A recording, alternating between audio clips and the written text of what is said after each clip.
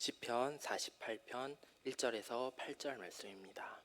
우리 다 찾은 줄 알고 우리 성경책과 화면을 보면서 함께 봉독하시겠습니다. 여호와는 위대하시니 우리 하나님의 성 거룩한 산에서 극진히 찬양 받으시리로다. 터가 높고 아름다워 온 세계가 즐거워하며 큰 왕의 성 곧 북방에 있는 시온산이 그러하도다. 하나님이 그 여러 공중에서 자기를 요새로 알리셨도다. 왕들이 모여서 함께 지나갔으며 그들이 보고 놀라고 두려워 빨리 지나갔도다. 거기서 떨림이 그들이 사로잡았으니 고통의 해산 여인의 고통 같도다. 주께서 동풍으로 다시스의 배를 깨뜨리시도다.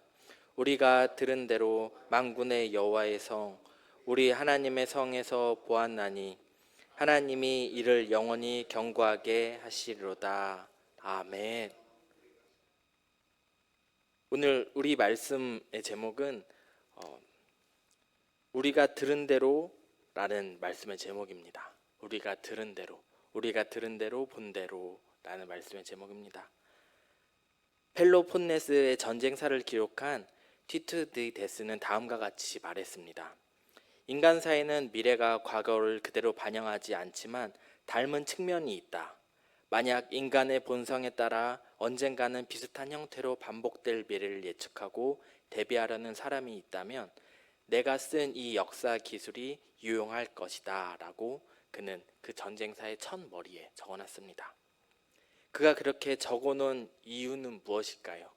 그가 몇백 년 전에 사람임에도 불구하고 그가 그 책을 통하여 자신들에게 반복되는 자신들이 경험했던 그 역사의 반복이 우리에게도 전달되리라 라는 그의 마음을 담아서 쓴 글입니다. 우리는 학교에 가면 모두 다 국사라는 과목을 배웁니다. 그 국사라는 과목을 배우는 이유는 과거에 우리나라에 어떤 일들이 일어났고 어떤 전쟁들이 일어났고 어떤 환란들이 있었고 그래서 그 환란과 고통을 다시 한번 똑같이 반복하지 않기 위해서 우리는 미래를 어떤 모습으로 살아갈지에 대한 그 과정으로 국사라는 과목을 배웁니다. 즉 과거를 통하여서 과거의 역사를 통하여서 우리는 미래를 바라볼 수 있어야 하는 것입니다. 오늘 본문의 표제에 우리 시편 48편의 표제를 보면 고라 자손의 시 곧 노래라고 나와 있습니다. 민수기 26장을 살펴보면 고라가 모세와 아론의 의견을 따르지 않은 충돌했던 그 사건이 나옵니다. 그 이유는 제사장을 둘러싼 권력 갈등 때문이었습니다. 모세가 권력을 쥐락펴락하여 형 아론에게 제사장의 자리를 준 거라고 고라 자손은 믿었습니다. 그러면 고라 자손은 어떤 형태로 취할까요? 자신이 그 다음에 제사장이 돼야 되는데 아론이 제사장이 된 것을 보고 시기 질투를 하였습니다. 그런데 하나님께서 그 모습을 보고 어떻게 반응하였을까요? 이 사건은 민수기 26장에 나오는데요. 26장 9절에 보면 하나님께서 고라 자손을 바라보고 하나님께 반역했다라고 기록하고 있습니다. 하나님께서 먼저 세우신 자들, 하나님의 뜻을 이루어가는 자들을 향하여 그들을 향하여 반역하고 그들의 말을 따르지 않는 자들을 향하여서 하나님께서 반역했다라고 증거하고 있는 것입니다. 그러면 반역했던 무리는 어떻게 되었을까요? 26장 9절 이하의 말씀을 보면 하나님의 진노로 인하여 죽었습니다. 네, 죽었습니다. 그런데 고라 자손만 죽었습니다. 오늘 우리가 살펴보고자 하는 내용의 이야기는 바로 죽지 않은 고라 자손의 이야기입니다. 오늘 우리가 읽은 시편 48편의 이 내용은 고라 자손이 자신들의 경험을 통하여 쓴 글들입니다. 고라 자손의 후손들은 그들의 불신앙을 반면교사로 삼아 성전 문지기로 찬송하는 자로 빵을 굽는 성전 요리사로 하나님을 섬겨왔습니다. 그리고 계속해서 그들의 삶이 하나님 안에 있음을 계속해서 고백하고 있는 중에 있었죠. 오늘 우리가 읽은 시편 48편의 그 배경을 살펴보면 아수르 왕 사네립이 하나님께서 물리쳐 주었을 때 그들을 기뻐함으로 하나님께 찬양하는 찬송의 시입니다. 그러면 시편 48편 1절 말씀을 우리 한 목소리로 함께 봉독하시겠습니다. 여호와는 위대하시니 우리 하나님의 성 거룩한 상에서 극진히 찬양 받으시리로다. 아멘. 이 고라 자손이 하나님의 크고 위대하심을 선포하면서 오직 참된 하나님만이 참 신임을 선포하고 있습니다. 사내립의 손에서 예루살렘을 지켜주신 하나님의 위대하심을 찬양한 것입니다. 히스기야 왕 제14년에 아수르 왕 사내립이 유다를 공격했습니다. 온 나라가 위기 가운데 사내립의 유린 가운데 당합니다. 예루살렘은 외부의 공격으로부터 보호받을 수 있도록 높은 곳에 세워졌는데 아수르는 대군을 이끌고 예루살렘을 포위하였습니다. 열왕기하 19장 14절에서 19절 말씀은 포위당했을 때 하나님 앞에 매달려 전적으로 기도한 히스기야의 기도가 나옵니다. 그 중에 제가 19절 말씀을 봉독해 드리겠습니다.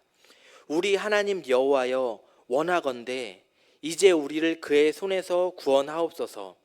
그리하시면 천하 만국이 주 여호와가 홀로 하나님이신 줄 알리이다 하리라. 아멘. 아수르가 하나님께 간절히 기도한 내용 중 왕이 말한 그라고 이야기한 지칭은 아수르를 말합니다. 그 시대에는 아수르를 당해낼 나라가 없었습니다. 아수르가 가는 나라는 그 땅들은 모두 다 황폐하게 되었습니다. 이방 나라마다 섬기는 신들이 있었고 그 신들을 의지하여 전쟁하였는데 아수르 앞에서는 속수무책이었던 것입니다. 그래서 많은 나라들이 다 아수르 앞에 무릎을 꿇었습니다. 그리고 아수르란 이름만 들어도 공포였고 아수르가 섬기던 신은 이방 나라들의 신보다 더 위대한 신이 되었습니다.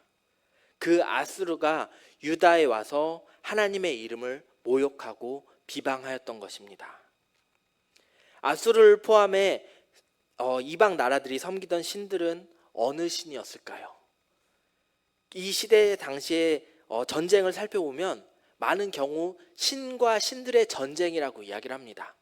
그래서 자신의 나라가 이기면 우리가 섬기고 있는 신이 더 강해서 우리가 이겼다라고 이야기를 합니다.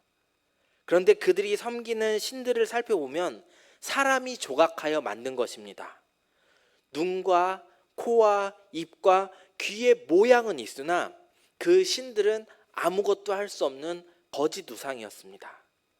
그에 비해 이스라엘이 섬겼던 하나님은 어떻습니까? 이스라엘이 섬겼던 하나님은 위대하시고 전능하신 창조주이십니다. 살아계시고 역사하시는 하나님입니다. 하나님은 아수르의 교만을 그마냥 두지만은 않았습니다.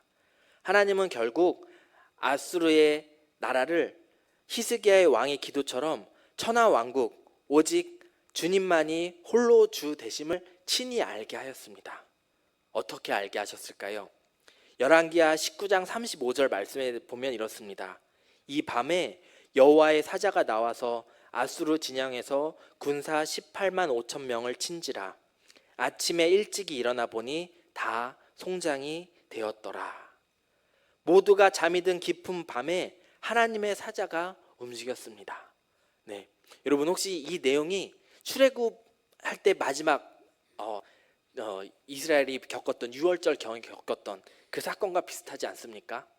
모든 장자를 다 죽이겠다는 하나님의 말씀 앞에서 모든 장자가 다 그날 밤에 다 죽임을 당하죠. 마찬가지로 모두가 깊이 그 잠든 밤에 하나님의 사자가 움직입니다. 그리고 그 많은 대군들을 다 진멸하게 됩니다. 동이 튼 아침에 셈을 해보니 정확히 18만 5천 명이 송장이 되었습니다. 이처럼 하나님은 살아계신 하나님이시고 역사하시는 하나님이십니다. 그리고 기도를 들으시는 하나님이십니다. 히스기야가 그렇게 간절히 하나님께 기도했기에 하나님은 하나님의 백성을 외면하지 않으셨습니다. 그리고 하나님을 전적으로 의뢰하는 백성들을 지켜주십니다. 이것이 바로 우리가 읽은 시편 48편 내용 중에 있는 고라 자손이 바라본 하나님의 모습인 것입니다. 2절, 3절 말씀에 보면 터가 높고 아름다워 온 세계가 즐거워하며 큰 왕의 성 곧 북방에 있는 시온산이 그러하도다.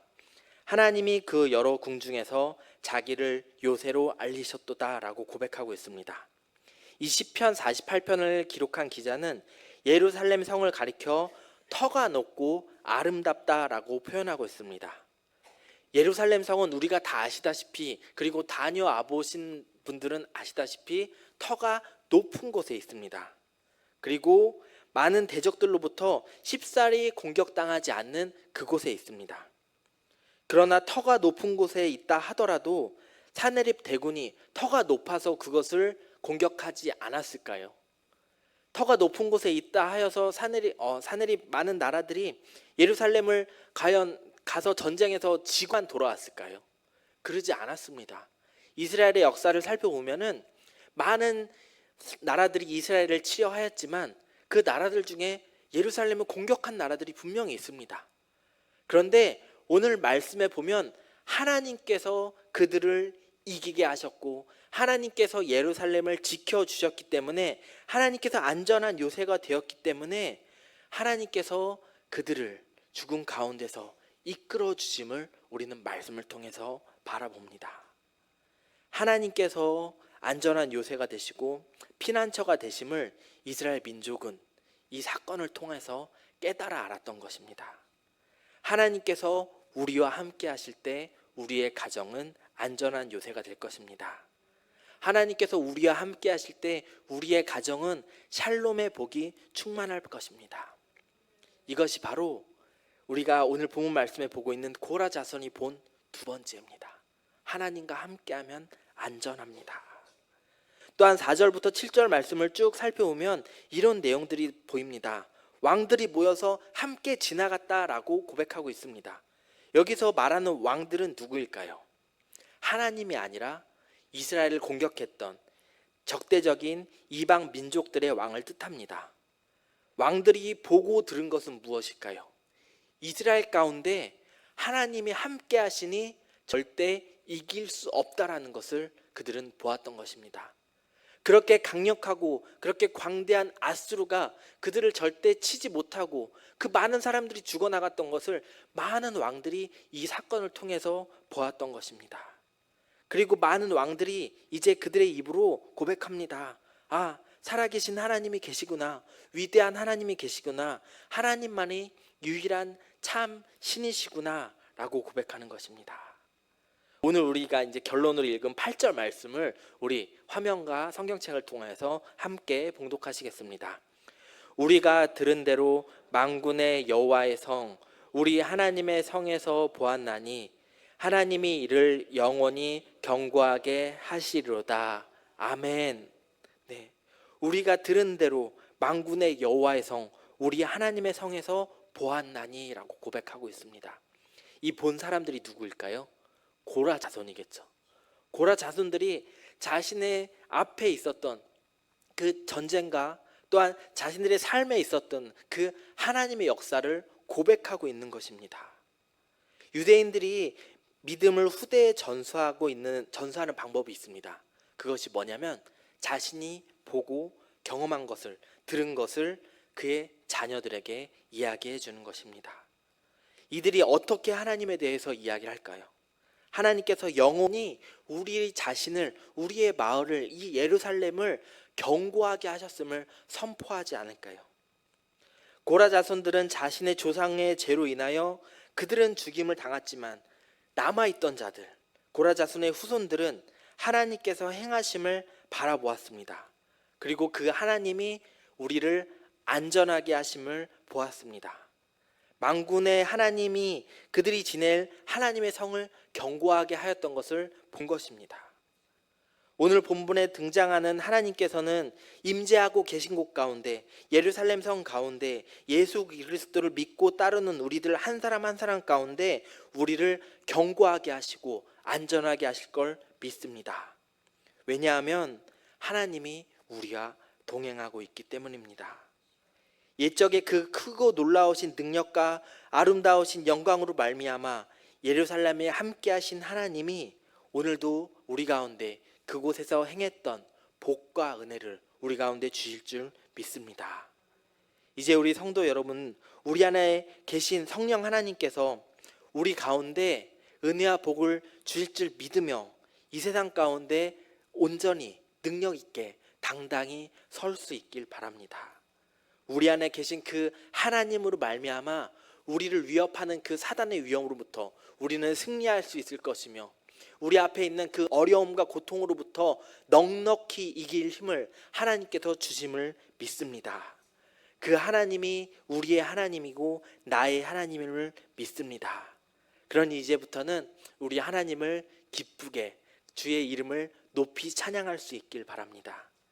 최고의 하나님께 우리의 찬양을 올려드리며 우리의 삶을 인도하여 가실 하나님을 날마다 찬양하며 우리의 믿음으로 하나님 우리의 삶을 인도하여 주시옵소서라고 기도하시는 저와 여러분이 되길 바랍니다.